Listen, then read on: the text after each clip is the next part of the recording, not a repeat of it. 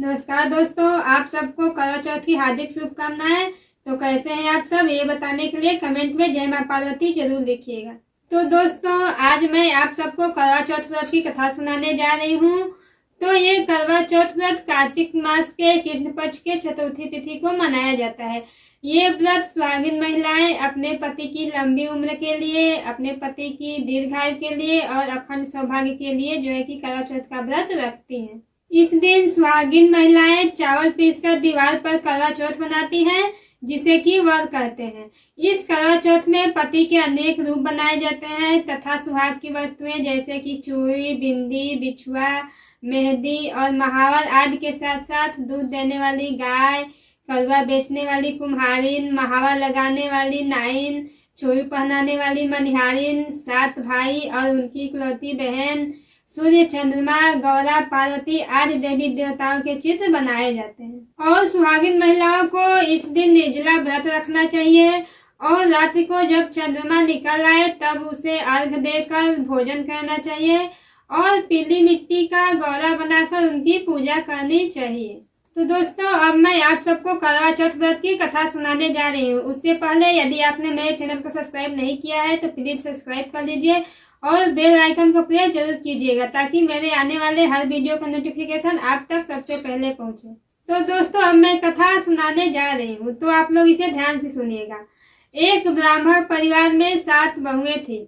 6 बहुओं के मायके वाले बहुत अमीर थे, इसी कारण ससुराल में उनका बड़ा मान सम्मान था।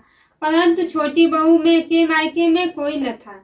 वह घर का सारा काम काज करती, सबकी सेवा करती, पर कोई भी उसे प्यार नहीं करता था। सभी उसे दुत्कारते थे और तीज त्योहारों पर भी जब उसके मायके से कोई नहीं आता था तो वह बहुत दुखी होती थी।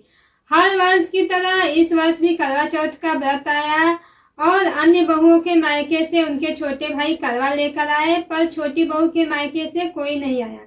सास भी छोटी को खरी खोटी सुना रही थी। वह दुखी होकर घर से निकल पड़ी और जंगल में जाकर रोने लगी। एक नाग बहुत देर से उसका रोना सुनता रहा। अंत में वह अपने बिल से निकल आया तथा छोटी बहू से पूछने लगा, बेटी क्या बात है, तुम रो क्यों रही हो?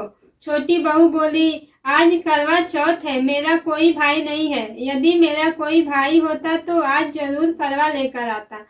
नाग को छोटी बहू पर दया आई। नाग ने कहा, बेटी तुम घर चलो, मैं अभी करवा लेकर आता हूँ।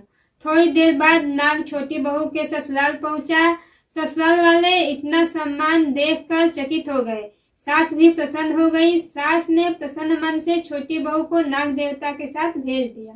तब नाग देवता ने छोटी बहू को अपना सारा महल दिखाया और कहा, जितने दिन चाहो आराम से रहो, मन चाहा खाओ, मन चाहा पहनो, पर एक बात याद रखना, सामने रखी नाद कभी मत खोलना।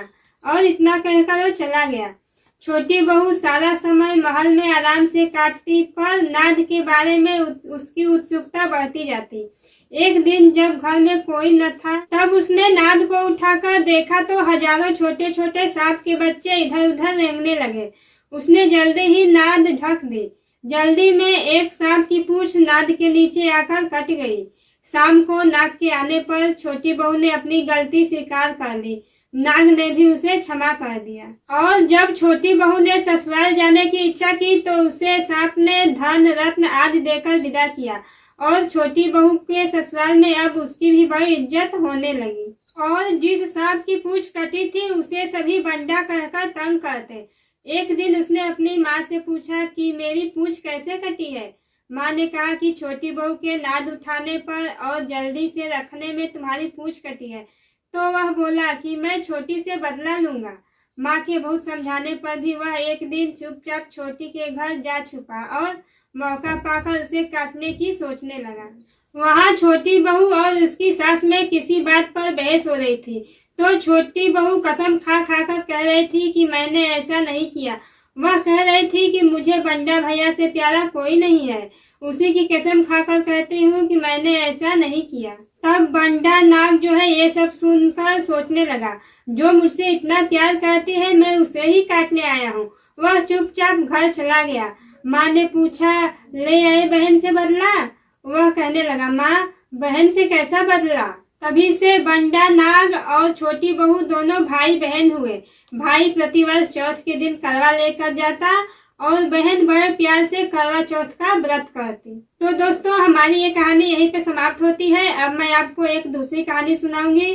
तो उससे पहले यदि आपने मेरे चैनल को सब्सक्राइब नहीं किया है तो प्लीज कर दीजिए और बेल आइकन को प्रेस जरूर कीजिएगा ताकि मेरे आने वाले हर वीडियो का नोटिफिकेशन आप तक सबसे पहले पहुंचे। प्राचीन काल में करवा नाम की एक पतिव्रता स्त्री अपने पति के साथ नदी किनारे एक गांव में रहती थी।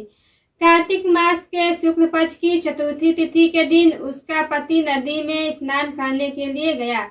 स्नान करते समय एक मगरमच्छ ने उसका पैर पकड़ लिया। वह करवा करवा नाम लेकर जोर जोर से अपनी पत्नी को पुकारने लगा और उसकी आवाज सुनकर उसकी पत्नी दौड़ती हुई वहां पर आई और देखती है कि उसके पति का पैर पकड़कर एक मगरमच्छ नदी में लेकर जा रहा था। तब उसने मगरमच्छ को कच्चे धागे से बांध दिया। मगरमच्छ को बांधकर वह यमराज के यहाँ पहुंची और यमराज से बोली, हे भगवान, एक मगरमच्छ ने मेरे पति का पैर पकड़ लिया है, अतः पैर पकड़ने के अपराध में आप अपने बल से उस मगरमच्छ को नरक में ले जाइए। तब यमराज ने कहा, अभी मगरमच्छ की आयु शेष है, अतः मैं उसे नहीं मार सकता। तब इस बात पर करवा ने कहा, यदि आप ऐसा नहीं करेंगे तो मैं आपको श्राप देकर नष्ट कर दूंगी। यह सुनकर यमराज डर गए और उस पतिव्रता स्त्री करवा के साथ जाकर मगरमच्छ को उन्होंने यमपुरी भेज दिया और करवा के पति को दीर्घायु प्रदान की। उसी दिन से यह करवा चौथ मनाई जाती है और सुहागिन स्त्रियों के द्वारा व्रत रखा जाता है। हे करवा माता, जैसे तुमने अपने पति की रक्षा की वैसे ही सबके पतियों की रक्षा करना। तो दोस्तों हमारी ये करवा चौथ व्रत की कथा यहीं पे समाप्त होती है। तो आपको हमारी ये कथा कैसी लगी? अगर अच्छी लगी हो तो एक लाइक जरूर कीजिएगा और चैनल को सब्सक्राइब करना ना भूलिएगा। जय माता दी।